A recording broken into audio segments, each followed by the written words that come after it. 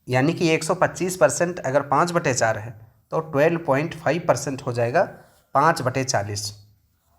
इसी तरीके से अगर इसको और हम दूसरे तरीके से लिखना चाहें, कुछ और बदल दें इसमें, अगर ये कहें हम 1.25%, ये कितना होगा? तो ये जैसे 5/40 है वैसे ही हो जाएगा 5/400 हो जाएगा, 5/400। जैसे इसको हम देखते हैं 1.25/100, इसके 2 अंक पर यहाँ डेसिमल लगा है और 2 अंक पर डेसिमल का मतलब है कि 100 से गुणा कराएं, तो ऊपर 100 से और नीचे 100 से गुणा कराएं, तो ऊपर हो गया 125 और नीचे हो गया 100 गुणा 100। इसको कट कर दें, 25 पंचे 125, 25 चौके 100, और फिर उसके बाद में ये आ रहा है 5/400, ये वाला। हालांकि इसको और कट कर सकते हैं, 5/400 को और कट कर दें तो 5×8 = 40, 80, 1/80 आ जाएगा, 1/80 आ जाएगा, ये आंसर हो जाएगा। नेक्स्ट क्वेश्चन देखते हैं। इन संख्याओं को प्रतिशत में लिखिए। 3/4 है, इसको प्रतिशत में हमको लिखना है, तो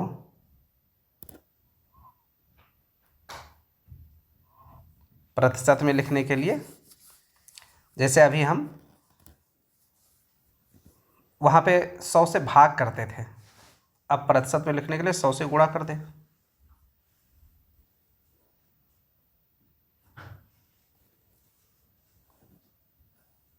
चार एकम 4, 25 चौको 100, तो ये हो जाएगा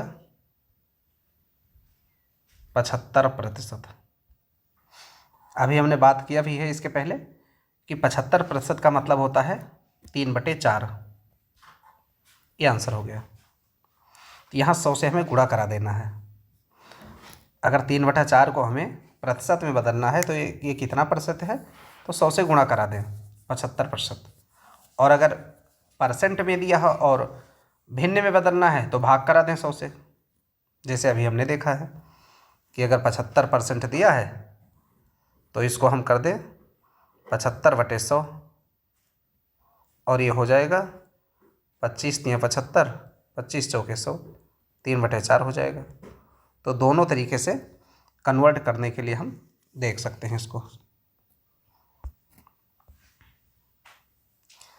अगला है 13/75, इसको हमें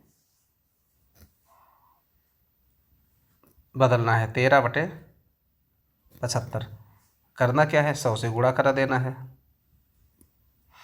तो 25 × 75, 25 चौको 100,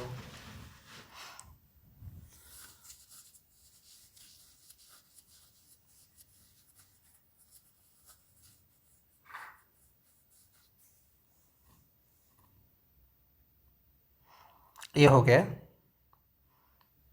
13 चौको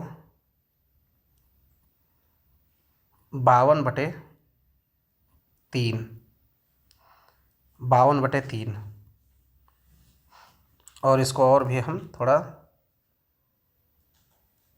सरल करें, 3 एकम 3, 2 5, और ये 22 हो गया, 3 सते 21, 1, यहाँ डेसिमल लगा दें 10, 3 त्रिक्का 9, 1 10, फिर तो ऐसे ऐसे करते जाएंगे इसको, तो ये आंसर आ जाएगा हमारा 17.33%।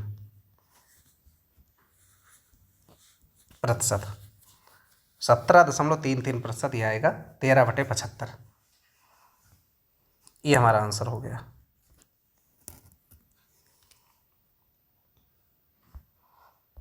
अगला प्रश्न है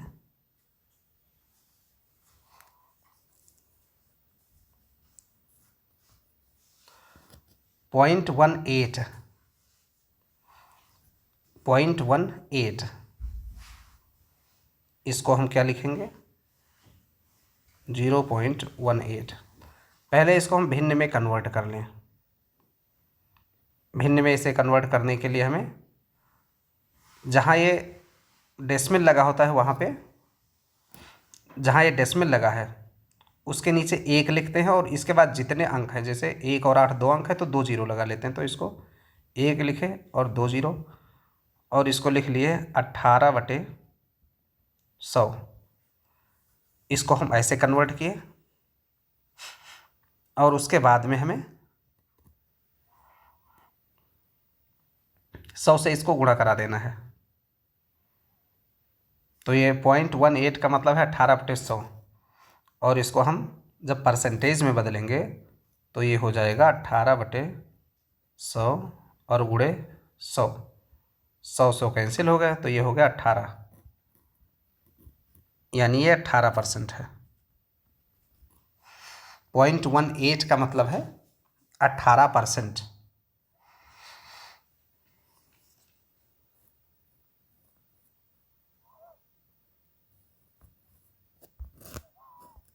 ऐसे ही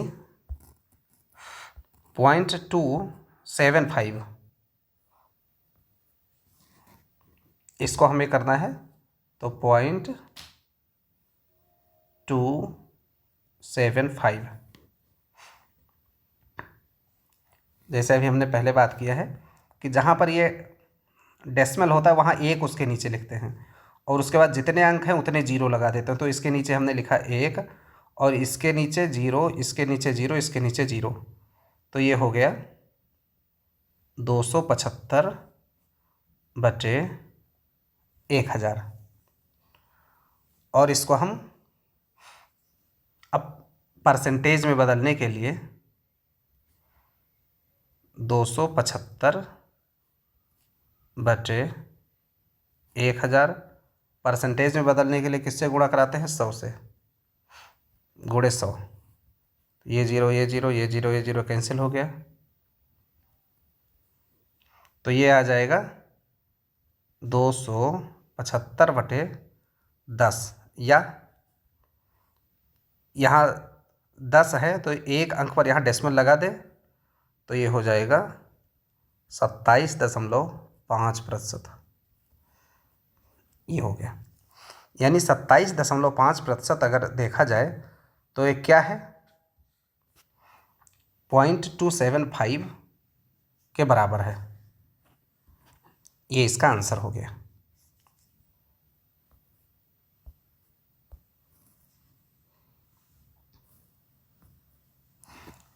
पॉइंट 125 इसको हमें सॉल्व करना है, तो 125 जैसे अभी हमने बात किया है कि जहाँ पे ये डेसिमल होता है वहाँ पे 1 उतार लेते हैं और उसके बाद ये जितने अंक हैं वो 0, तो 1 2 3 0 हो गया, तो ये आ गया 125/1000।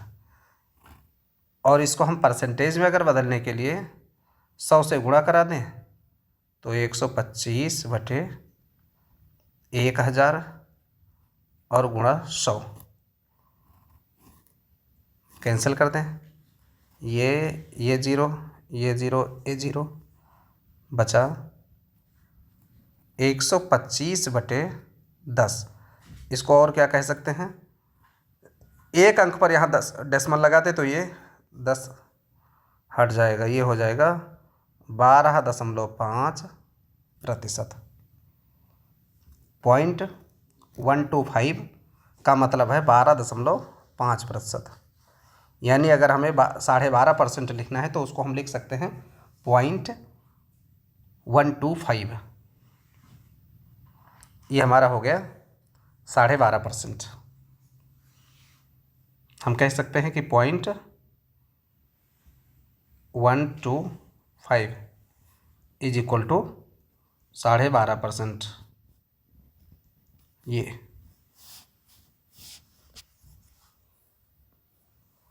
नेक्स्ट क्वेश्चन है,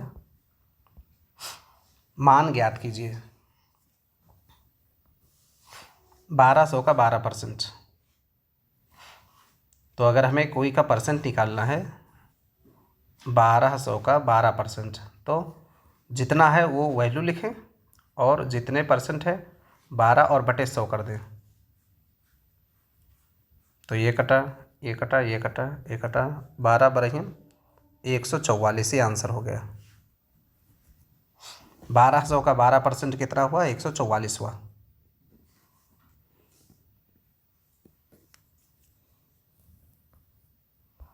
अगला प्रश्न है 6500 का 13%। इसको सॉल्व करेंगे। 6500 गुणे 13 बटे 100, तो ये 2 0 कैंसिल हो गए। 65 गुणे 13 ये आ जाएगा, ये आ जाएगा 845, ये आंसर होगा। यानी कि अगर कोई सामान 6500 का है और 13% की उसमें छूट मिल रही है, तो वो सामान कितने में मिलेगा? 845 में मिल जाएगा वो।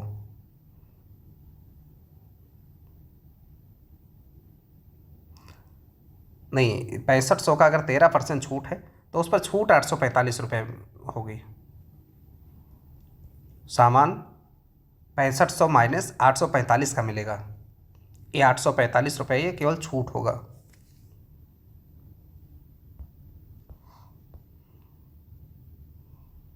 जैसे हमें निकालना है 800 का 20%, तो 800 गुणे 20 और बटे 100, ये जीरो कैंसिल हो गया। 20 अट्ठे 160। अगर 800 रुपये की शर्ट है और 20% की उस पर छूट दी जा रही है, तो कितनी छूट मिलेगी? 160 रुपये की।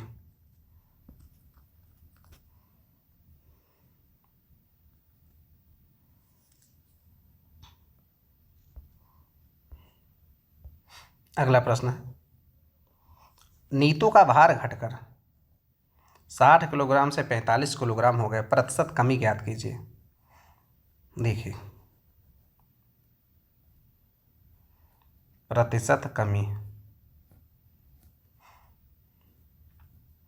तो ऊपर लिखेंगे कमी, कम हुई मात्रा, और नीचे लिखेंगे बटे कितना कम हुआ है, किससे कम हुआ है।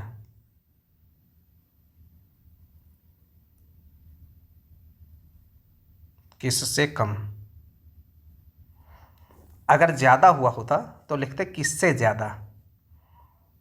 तो एक हमारा ये फार्मूला है, कम हुई मात्रा। 60 किलो था पहले और 45 किलोग्राम हो गया, तो कितना कम हुआ है? तो 60 माइनस 45, ये कम हुई मात्रा है। किससे कम हुआ है? तो 60 किलोग्राम से कम हुआ है। 60 किलोग्राम से, तो किससे कम हुआ है? तो 60 किलो, 60 इसके नीचे लिखेंगे। तो ये हो गया, 60 में 45 गया, 15 बटे 60, और गुणे इसमें 100 भी करना है।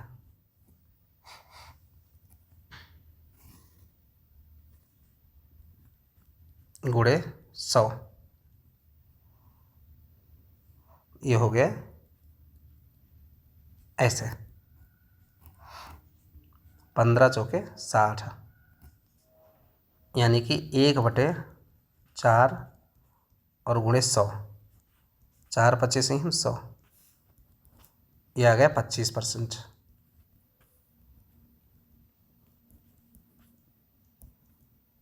कमी हुई है, ये आंसर हो गया। नीतू का भार 60 किलो से 45 किलो रह गया है, यानी 25% वो कम हो गई है। ये इसका आंसर है।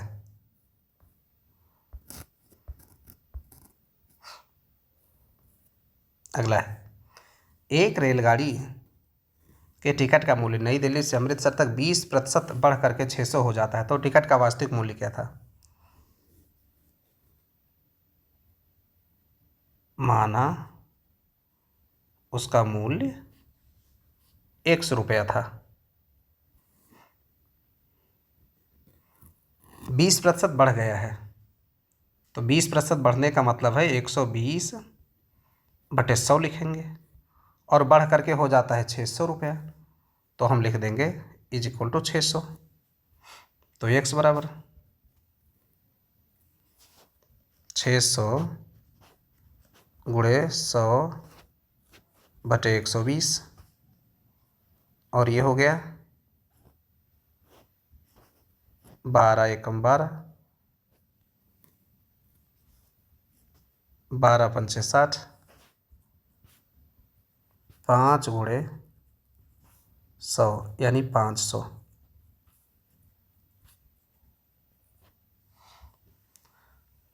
नई दिल्ली से जो अमृतसर तक टिकट था, जब बढ़ा नहीं था तब ये 500 रुपया था, और 20% जब बढ़ गया है तो 600 हो गया है, तो इसको हम ऐसे निकाल लिए। ये इसका एक समीकरण बन के तैयार हुआ। x × 120/100 = 600। 120/100 इसलिए कि क्योंकि 20% ये बढ़ रहा है, इसलिए। अगर 20% घट गया होता तो हम लिखते 80/100, तो घटा लेते हम इसको।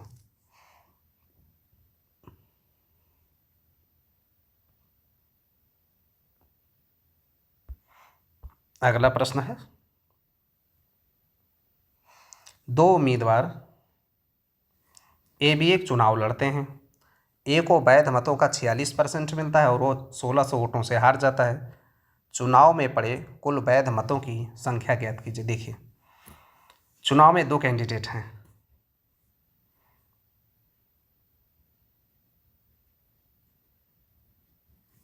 एक ए है और एक बी है। ए को मिला है 46%, तो बी को अपने आप पता है कि कितना मिला होगा। 100 में से अगर 46% इसको मिल गया है तो उसको मिला होगा 54%।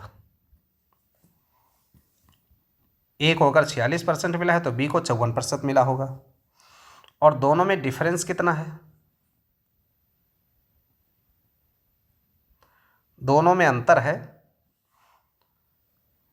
8% का, क्योंकि 46 और 54 अगर इसको घटाएंगे तो ये 8% आता है, और ये जो 8% है ये कितना है? 1600 वोट है। ये 8% बराबर 1600 है, क्योंकि ये 1600 वोट से हार जाता है। जब ये 54% पाता है तो ये 1600 ज़्यादा पाता है, और 46% जो पाता है ये 1600 कम पाता है, तो इनका जो डिफरेंस है 8%। ये 8% किसके बराबर है? 1600 के बराबर है ये। तो हम यहाँ लिख लिए कि 8% बराबर 1600, तो 1% बराबर 1600/8, और फिर 100% बराबर 1600/8 × 100, और ये हो गया 8 दूनी 16, 200, और ये हो गया 2 जीरो और 20,000। यही इसका आंसर है कि टोटल जो वैध मत पड़े हैं वो 20,000 पड़े हैं। 20,000 में से ए को 46% मिले हैं और बी को 54% मिले हैं, और दोनों का जो डिफरेंस होगा वो 1600 वोट हैं। ये हमारा आंसर हो गया।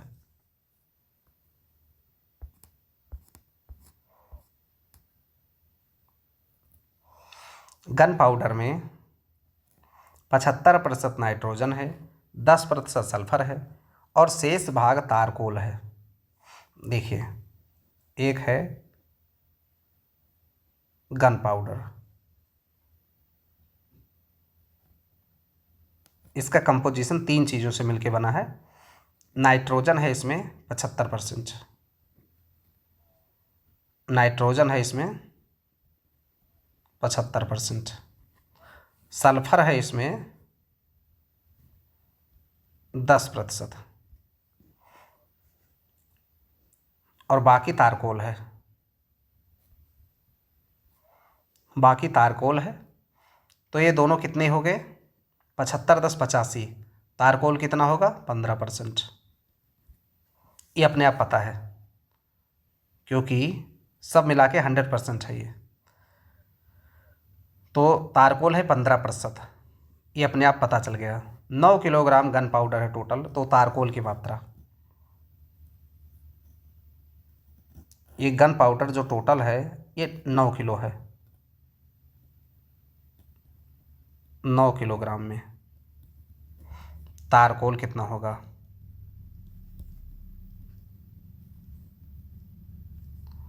तो 9 गुणे 15% है, 15/100, ये तारकोल है। तो ये कैंसिल कर दें, 5 × 15, 5 भी सही 100, और 9 × 3 = 27 बटे 20। इसको और हम सॉल्व करेंगे जब इसे, तो ये आएगा 1.35 किलोग्राम। यानी टोटल अगर 9 किलोग्राम गन पाउडर है तो इसमें तारकोल कितना होगा? 1.35 किलोग्राम, यानी 1 किलो 350 ग्राम।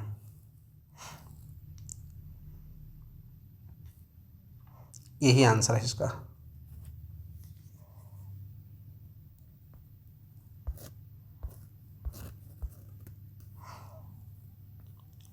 रितु अपने वेतन का 30% भोजन पर खर्च करती है और 3% मंदिर में दान कर देती है। एक विशेष माह में वह इन दोनों मदों पर 2310 रुपये खर्च करती है। उसका इस माह कुल कितना वेतन था? तो माना वेतन बराबर उसका 100x है। 100x इसलिए मान लेते हैं क्योंकि परसेंट निकालने में आसान रहेगा।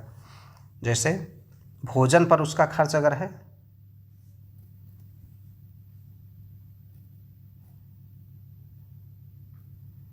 30%, यानी कि 100x में 30% कितना हुआ? 30x। 30x उसका भोजन पर खर्च हो गया। और मंदिर में दान देती है 3%, दान वो देती है 3%। 3% कितना? 100x का 3% कितना हो? 3x। 3x ये टोटल उसका ये खर्च है। टोटल खर्च उसका कितना? 30x और 3x, यानी 33x खर्च करती है ये कुल खर्चा है।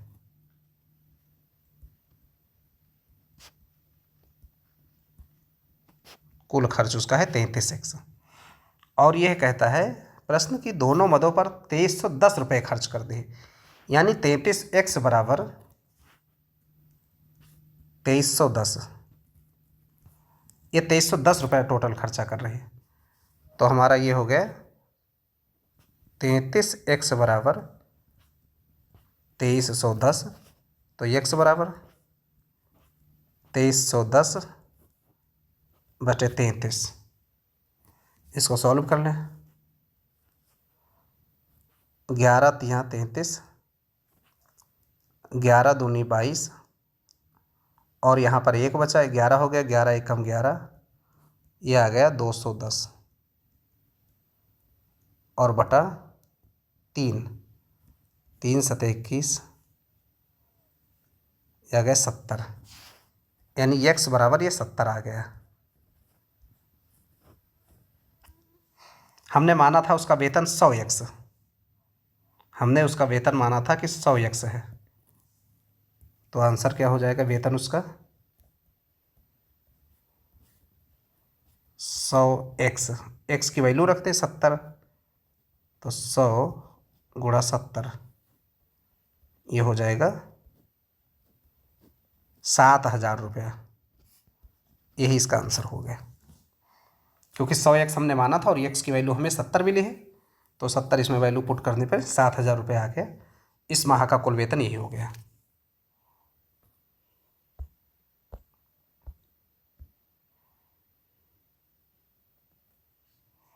अगला प्रश्न है, एक व्यक्ति अपने धन का 40% अपने बच्चों को और शेष का 20% एक ट्रस्ट को दे देता है। यदि उसके पास अब भी 9600 रुपये बचते हैं तो उसके पास वास्तव में कुल कितना धन था।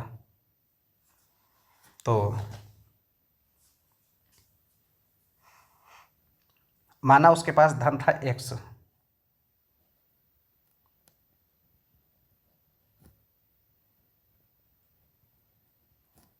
माना कुल धन x रुपया था, तो उसका 40%,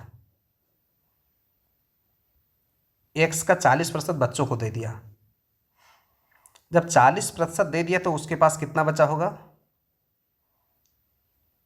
60/100 ये बचा होगा, क्योंकि 40% निकल गया और जितना ये बचा है उसी का 20% एक ट्रस्ट को दे देता है। अब इतने कुल अमाउंट का 20%, इतने कुल अमाउंट का 20% एक ट्रस्ट को दे देती है, वो ट्रस्ट को दे देता है, तो उसके बाद बचेगा उसके पास 80/100, क्योंकि यहाँ 20% और चला गया है टोटल का।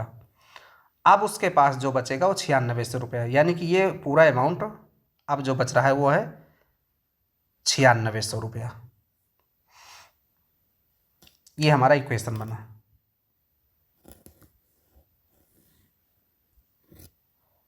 इसको हम सॉल्व कर लें तो x इज इक्वल टू 9600 गुणा 100 गुणा 100 और बटे 60 और गुणा 80।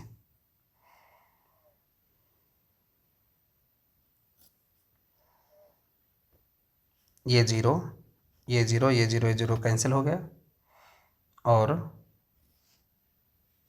6 कम 6, 16 6 96,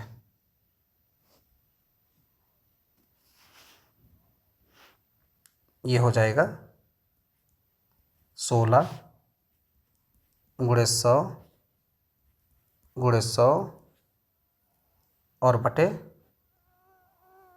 8, 8 दूनी 16, तो ये हो गया 2 और ये 00 00,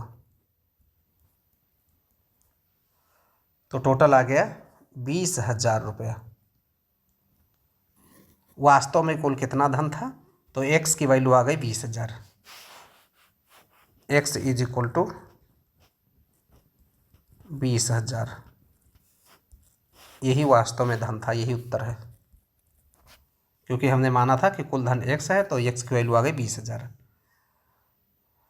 यहाँ समझने की बात यह है कि ये कह रहा है कि 40% अपने बच्चों को इसने दे दिया है, तो जब 40% इसने बच्चों को दे दिया है तो जो भी होगा उसका 60% ही बचेगा,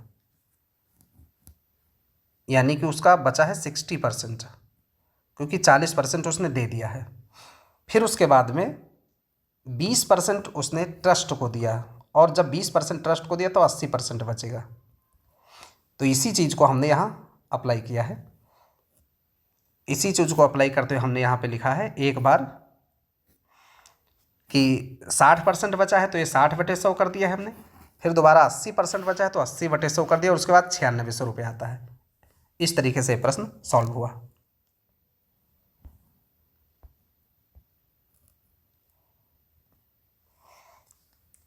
चीनी का मूल्य 25% बढ़ जाता है और एक गृहिणी को अपने खपत कितने प्रतिशत कम करने चाहिए जिससे उसका खर्च ना बढ़े। देखिए, एक तो इसका तरीका ये है मैनुअल। जैसे मान लीजिए कि 100 रुपये की 1 किलो चीनी मिलती थी, 100 रुपये की 1000 ग्राम चीनी मिलती थी, माना, ये हमने मान लिया हाइपोथेटिकली कि 100 रुपये की 1 किलो चीनी मिलती थी। और अब ये कह रहा है कि 25% दाम बढ़ जाता है, यानी कि अब 125 रुपये में अब मिलने लगी 1000 ग्राम, दाम बढ़ गए।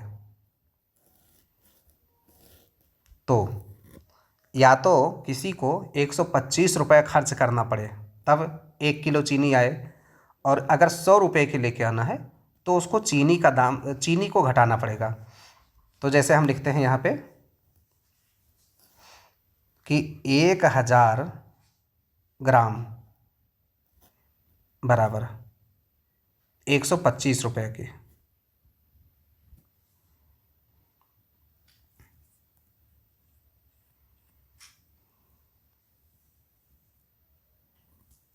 या इसको इस तरीके से लिखते हैं, 125 रुपये में मिलता है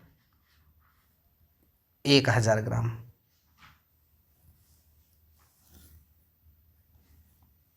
ऐसे तो 1 रुपये में मिलेगा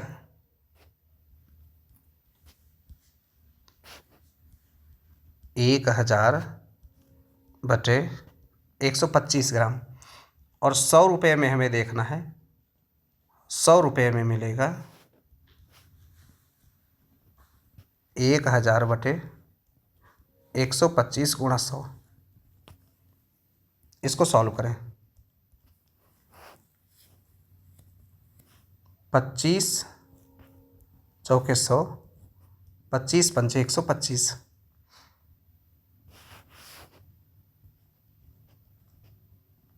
1000 × 4/5।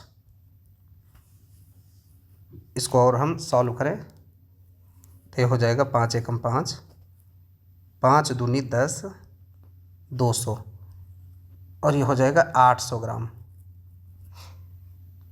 यानी कि अब उसको 800 ग्राम चीनी खरीदना चाहिए। अगर 100 रुपये की चीनी उसको खरीदना है तो 800 ग्राम चीनी मिलेगी। खपत कितने प्रतिशत कम करनी चाहिए? तो खपत में कमी,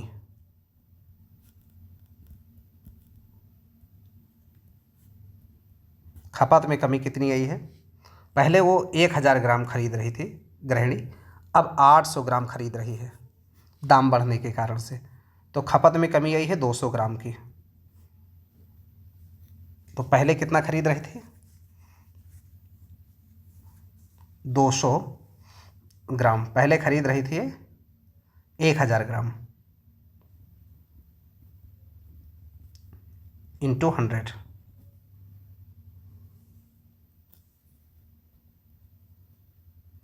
ये ज़ीरो कैंसिल, ये ज़ीरो कैंसिल, 20%। यानी कि खपत में उसको 20% की कमी करनी चाहिए तो उसका बैलेंस बराबर रहेगा। यानी कि 100 रुपये में अगर उसको चीनी खरीदना है तो जितना चीनी पहले खरीदती थी उसको अब 20% कम खरीदना पड़ेगा।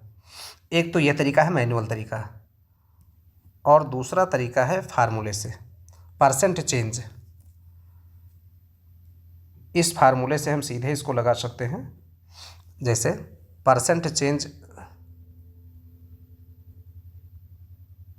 का फार्मूला होता है A+B+AB/100। ये परसेंट चेंज का फार्मूला है।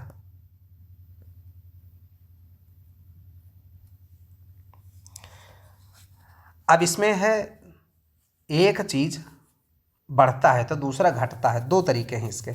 ये हमने जो प्लस प्लस लगा रखे हैं ये दोनों चीज़ बढ़ने वाले हैं। अगर इसमें है दाम बढ़ रहा है चीनी का और खपत घटाना है, तो अगर हम ए को लिखेंगे ए को यहाँ पे अगर हम प्लस में लिखेंगे, ए 25% बढ़ जाता है, प्लस में लिखे तो खपत बी ये घट जाएगी, तो इसको हमने माना ये बी है, ऐसे ही हमने मान लिया इसको। तो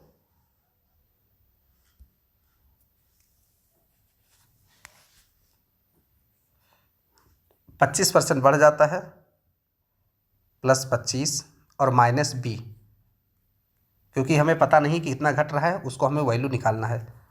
माइनस बी कर लिए, और एक प्लस एक माइनस है, तो यहाँ पे होगा -25 इंटू बी और बटे 100, और इज इक्वल टू ये क्या आएगा, परसेंट चेंज क्या होगा, यानी कि 0 होगा, क्योंकि उसका खर्च नहीं बढ़ना है।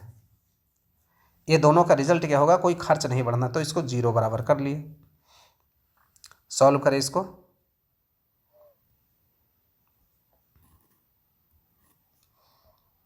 पच्चीस चौके 100, ये हो जाएगा 25 माइनस बी माइनस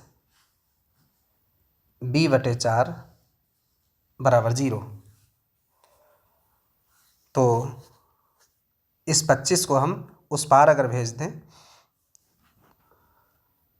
तो ये हो जाएगा b प्लस बी बटे 4 बराबर 25, ऐसे हो जाएगा ये।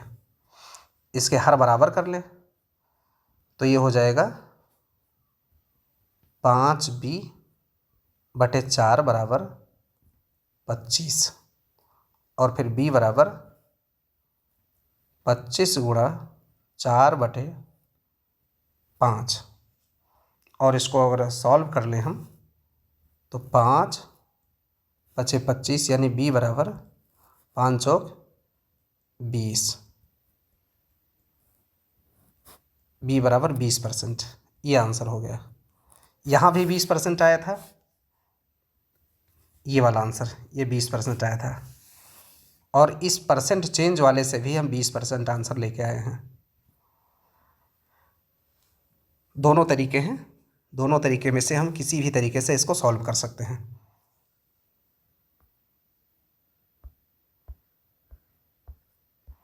अगला प्रश्न है, एक छात्र ने एक परीक्षा में 25% अंक प्राप्त किए हैं और वो 30 अंकों से फेल हो गया है। दूसरे छात्र ने 50% अंक प्राप्त किए हैं और न्यूनतम पास अंकों से 20 अंक अधिक प्राप्त किए हैं। अधिकतम अंक व न्यूनतम पास अंक ज्ञात कीजिए। देखते हैं, एक ने 25% पाया है और फेल हो गया है। एक छात्र ए है जिसको मिला है 25% और ये फेल हो गया है, 30 अंक से फेल है, ये 30 अंक से फेल। और दूसरा है बी, उसको मिला है 50% अंक और ये पास अंकों से 20 अंक ज़्यादा, 20 अंक अधिक है पास होने से।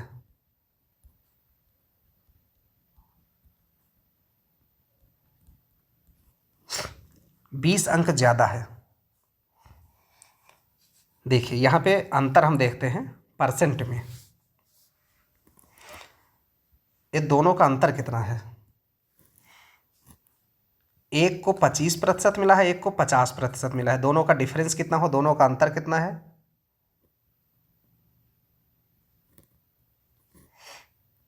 अंतर है दोनों का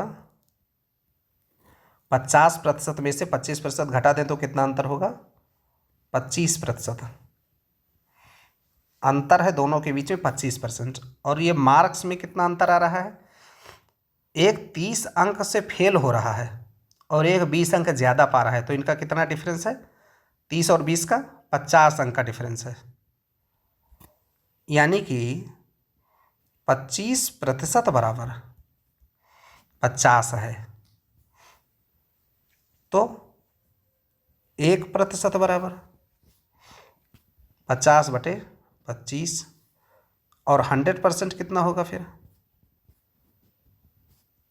50/25 गुणा 100।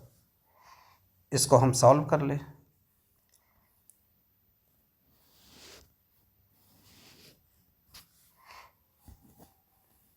तो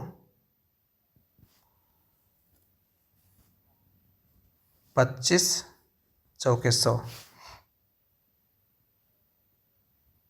यानी कि 50 × 4 200 अंक।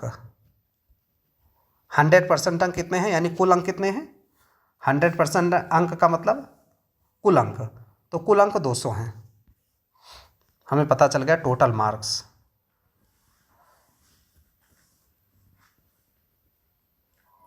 टोटल मार्क्स हैं 200। अभी अधिकतम अंक और न्यूनतम पास अंक पूछ रहा है। मैक्सिमम मार्क्स हो गए तो 200, एक तो आंसर ये हो गया। फिर उसके बाद ये पूछ रहा है कि न्यूनतम पास अंक कितने होंगे। देखिए, पहले छात्र ने 25% पाया, ए ने 25%, यानी कि 200 का 25%, ये कितना हो जाएगा, 50 अंक पाया था ये।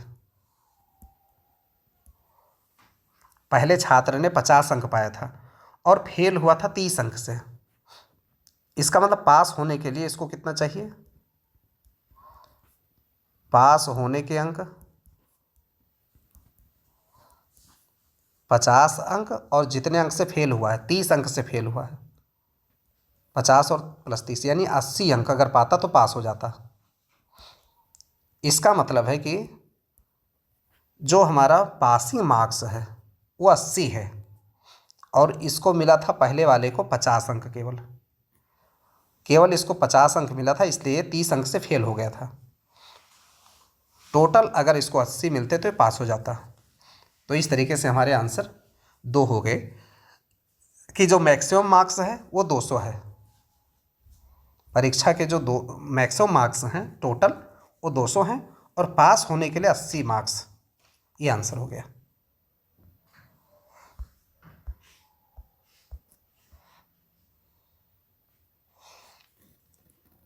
एक अफसर का वेतन 50% बढ़ गया है, नए वेतन को कितने प्रतिशत कम कर दिया जाए कि वास्तविक वेतन हो जाए। देखिए, माना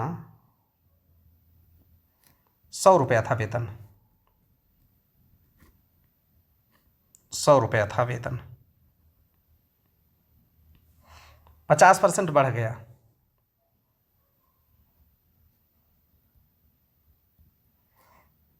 तो अब हो गया ये 100 का 50% बढ़ जाए, यानी 50 रुपया बढ़ जाएगा, तो हो जाएगा 150 रुपया। अब ये कह रहा है कि नए वेतन को कितने प्रतिशत कम किया जाए कि वास्तविक वेतन हो जाए। देखिए, अब ये हो गया है 150 रुपया। अब 150 रुपये को फिर से 100 रुपये तक लाने के लिए कितनी कमी की जाए, तो हम लिखेंगे परसेंट कमी। 150 रुपया है, इसको 100 रुपया लाने के लिए कितना कमी करना है, 150 माइनस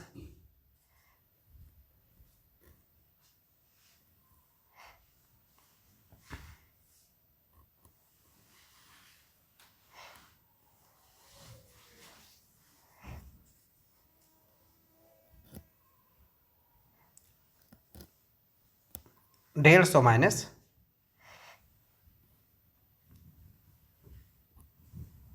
100,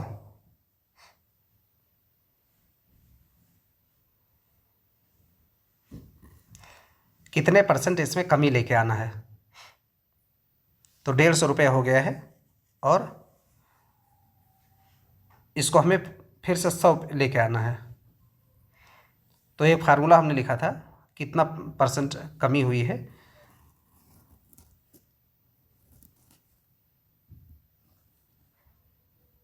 परसेंट कमी बराबर एक तो कमी बटे किससे कम हुआ है वो,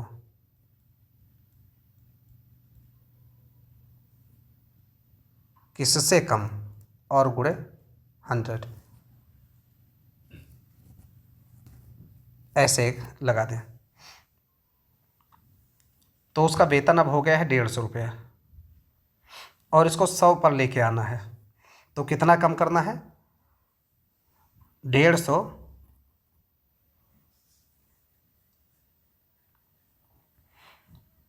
माइनस 100, और किससे कम करना है? 150 से कम करना है बटे 150, यानी कि ये हो जाएगा 50 बटे 150 और गुणे 100।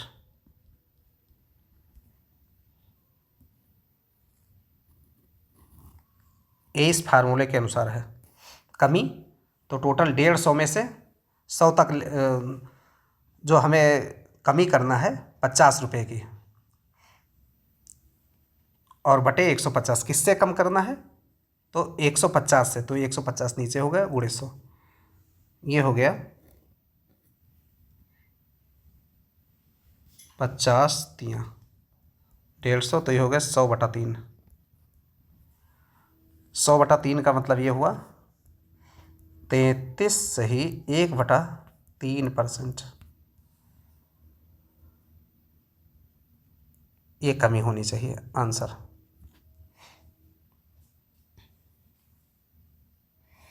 परसेंट चेंज से भी इसको हम लगा सकते हैं और उसके लिए भी हमारे पास फार्मूला वही है।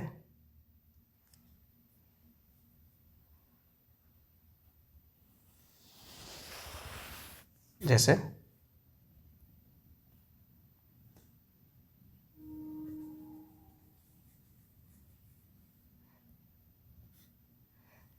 50% बढ़ गया है तो इसको लिखे 50,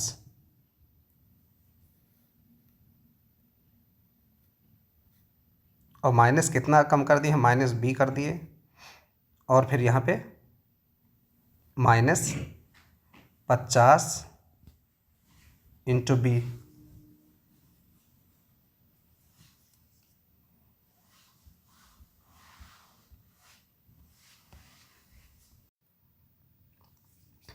पचास minus b minus 50 into b बटे 100 इज इक्वल टू 0। 0 इसलिए लिखते हैं क्योंकि उसका पुराना वेतन हो जाए, यानी परसेंट चेंज 0 रहे, जहाँ जितना था पहले उतना ही हो जाए, इसका मतलब ये हुआ। तो इसको सॉल्व कर ले। 50 माइनस बी, यहाँ पे ये 50, ये एकम 50, 50 दूनी 100, ये हो गया, तो माइनस बी बटे 2 इज इक्वल टू 0। तो इसको लिख सकते हैं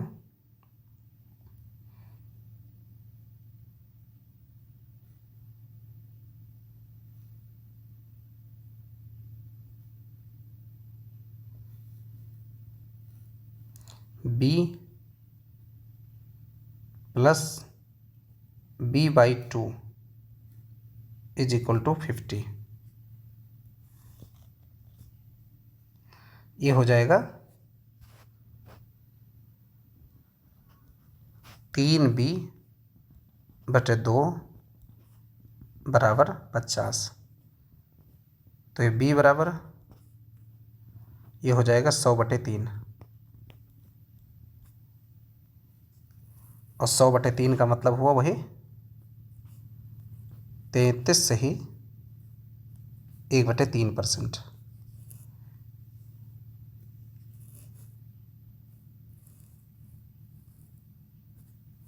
ये आ रहा है। परसेंट चेंज से भी वही आंसर आ रहा है, 33 सही 1 बटा 3%, और मैनुअल तरीके से लगा के भी हम यही उत्तर पर पहुँचे हैं कि 33 सही 1 बटा 3% की कमी की जाए। तो दोनों तरीके से ये आंसर एक ही है। इस प्रकार से ये अभी तक प्रश्नावली ये समाप्त हो रही है।